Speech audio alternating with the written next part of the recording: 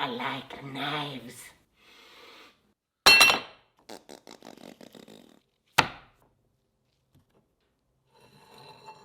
So you always ask me to do a knife making build, and you ask and I shall deliver a knife making build. And it's from VG10 Kouls, which is layers of VG10 and VG2. I'm going to drill these tight radiuses here and here, roughly. I don't know, I can't see. And then we need to put some forge pattern into the blade to undulate those layers and give a nice little pattern. So let's go drill it with the drill.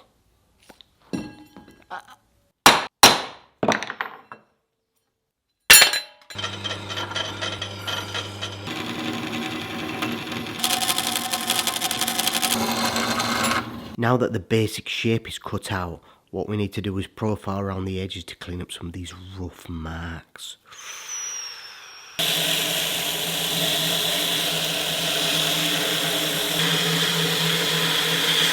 The edging is now taken to 120 grit, and now I need to soak this in acetone to get this little sticker off. Then we can mark it up.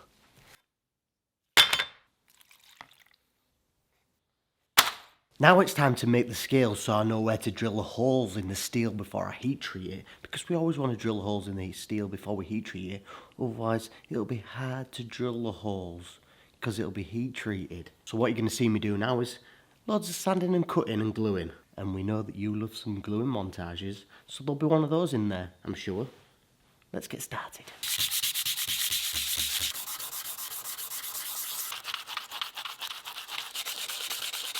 These are all now dusted off and cleaned off with acetone, so I'm going to glue these spaces together first, and then I'm going to square this up and cut this. So watch me glue these together first though. What I like to have is these big slabs of steel, which are nice and flat, so when I'm gluing it, there's something to compress it against rather than just flatten them together, so I know they're flat.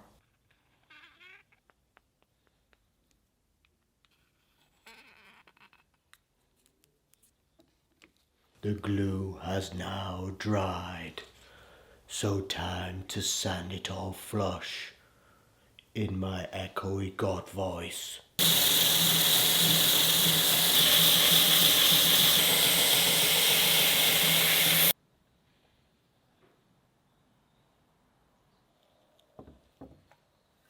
The glue's dry and I've flushed it all up, and now I've marked the centre, so let us go and cut it, and then we can make scales. Not like what a dragon has, for a knife, obviously. Cut the liners out for the backing and scuffed them up with some 120 grit sandpaper from Abrax. When I've got scales like this where either side could be the top or bottom, I put a piece of tape or I'll mark it so that I'll know where the top is, because then they'll go together like a book match. So everything's scuffed up and cleaned. Now let us glue it.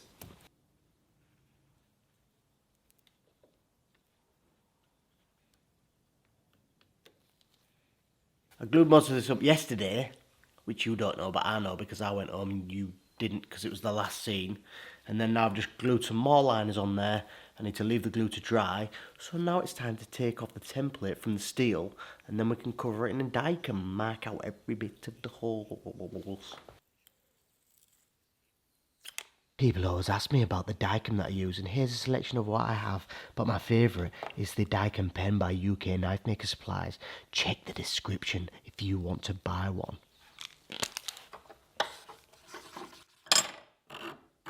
Here's a special little something for your little treaty eyes.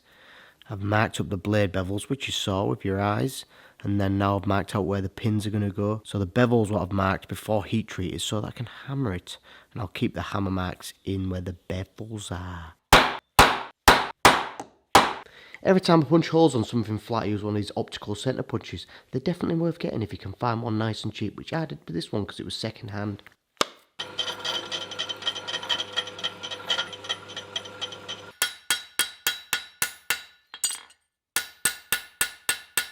After I drilled the holes, I took some weight out there to lighten the load, but the handle doesn't need all that meat, and also it helps the glue bond the scales. And now this needs to go in the bath of acetone yet again to clean off all the smush.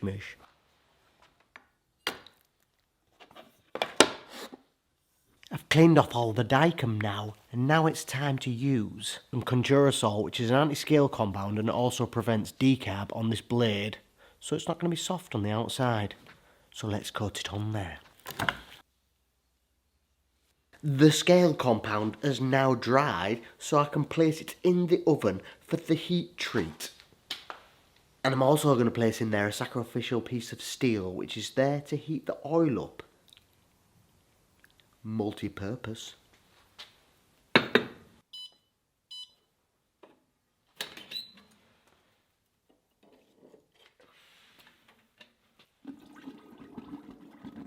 If, like me, you only have one oven, as you can see, other than the cooking oven, and I'm not cooking a pie, what I like to do is, I take out this slab, which I'm going to do now, because it retains a lot of heat, and then I have spare heat bricks, which I put in there to try and draw some of the heat from it, so that I can temper it as soon as possible. Which helps it cool down really fast, or faster than normal. Got one of these flattening jig things, so you can put wooden blocks in there. This is obviously steel, and it'll mount to that magnetic chuck in the surface grinding attachment. Watch me do it.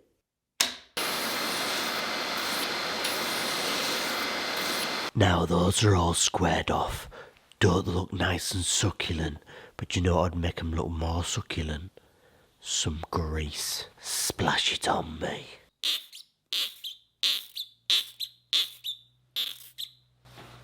Ooh, succulent. The oven's now cooled down enough for us to put this into temper. So let's put it into the temper. And now we wait.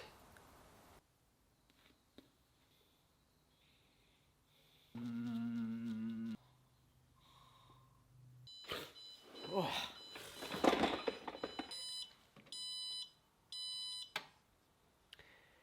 Now I need to wait for that to cool down and then just do it 3 more times. It took quite a while to line up these scales, but now they're lined up. So it's time to drill this, and this needs to go in for another temper, because I was sick of waiting. I've been waiting hours. It's now a day later than it was yesterday. Obviously.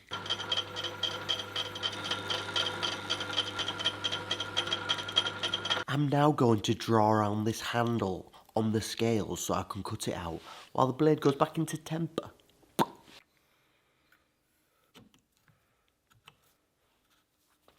To the goddamn bandsaw. Before I go ahead and cut this, I thought I'd say that when I'm going to cut scales, I always put tape on the bottom so that I can put the pins in and they don't fall through, because some tables have holes in them. But then I also like to have this little backing board as another secondary measure to prevent the pins being stolen by the bandsaw or whatever you're cutting on.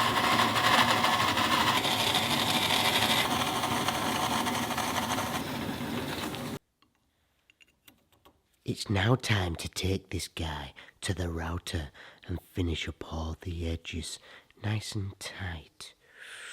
Ooh.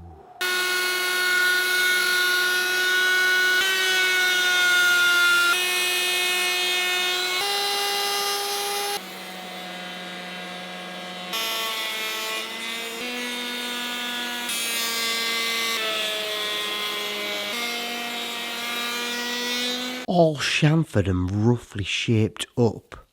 So now it's time to sand it. But first, I need to grind the bevels on the steel.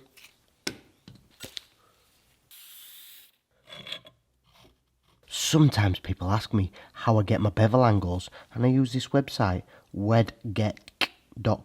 And what you do is you enter your height bevel, your steel thickness, and then what remainder you want left over. I usually go with 0.2 to 0.4, press OK, and it gives you this, 4.5, so that is the angle on each side, 4.5 degrees, not Celsius.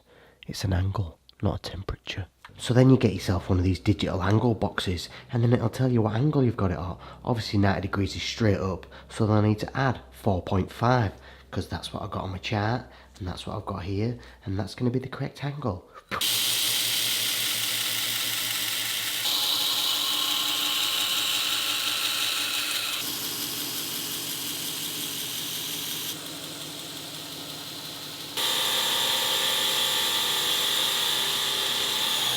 Now I've ground the bevels, I've put the scales back on there so I can sand around the edges so everything's nice and flush. And then I'll be sanding the blade as well.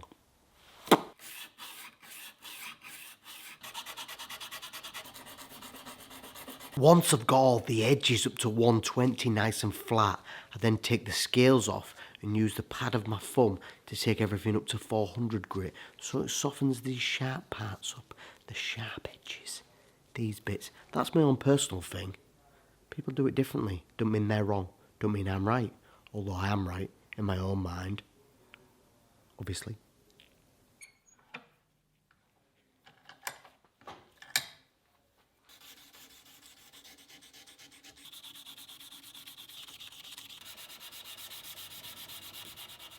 That's now one side taken up to 120 grit. Now it's time to start on this side. That's taken me ages. It was only about 30 seconds for you. You should be used to me only being 30 seconds.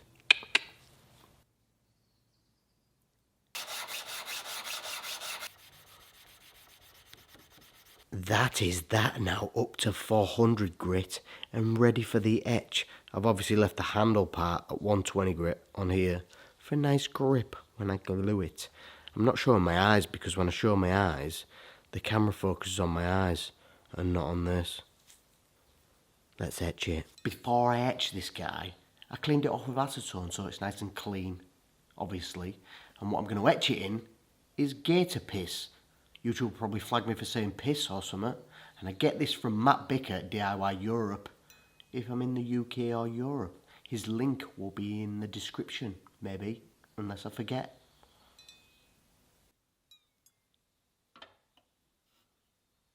And what I usually do is 3 15-minute cycles of this cleaning with wire wool in between the cycles. It's now time to neutralise the acid in some sodium bicarbonate and water, deionised.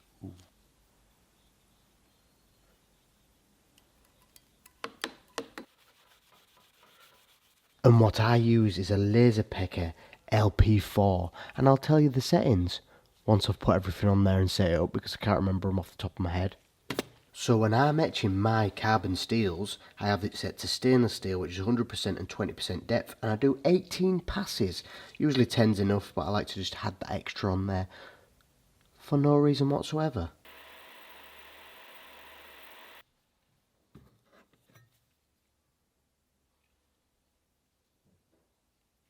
It's now time for the all-important glue up, which you need to do, otherwise it's just a bit of steel and some wood. And what I use is, I like to keep acetone on hand for cleaning all the squeeze out. I use these cotton buds, or Q-tips if you're American, because I'm bilingual like that, to clean up the nooks and crannies. And then I have loads of tissues, which make it look like I'm about to have a fun time with a special movie, but I'm not. It's so I can wipe the glue off as well. And I also use this G-Flex epoxy, which, because it's warm today, should cure pretty quickly. It's a 30-minute epoxy, but when it's cold in England, it usually takes about 5 years to cure, and that's why I take so long to make my knives. Glue montage.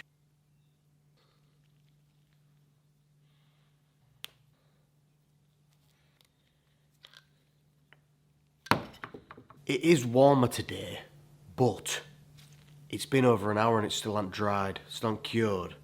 So what I've done is I've wiped up as best I can because now it's time to go home. And then I put like a wax around there so that any seep out that does occur while I'm not here will just pick off. Tomorrow. See you tomorrow, which will be the next clip. As if by magic, it is the very next day. I'm still wearing the same clothes, not the same pants or socks though. And what I thought I'd mention is, when I do a glue up, what I like to do is leave the container that I've mixed up in with a little stick so that I know that the glue is definitely dried. So now I need to sand down these cheeky little pins. Cut the pins on the bandsaw and then sand them flat on the belt sander. And now it's time to work through the grits on the flats. And what I go is 120 to start off with, then 240. And then 400. And that is my process. It might not be the same as everyone else's, but I like to finish on 400, and then sometimes I'll wire wool it, or sometimes I'll just wax it and it gives the perfect finish that I prefer. So let's sand this now. Join us on a magical journey of hell.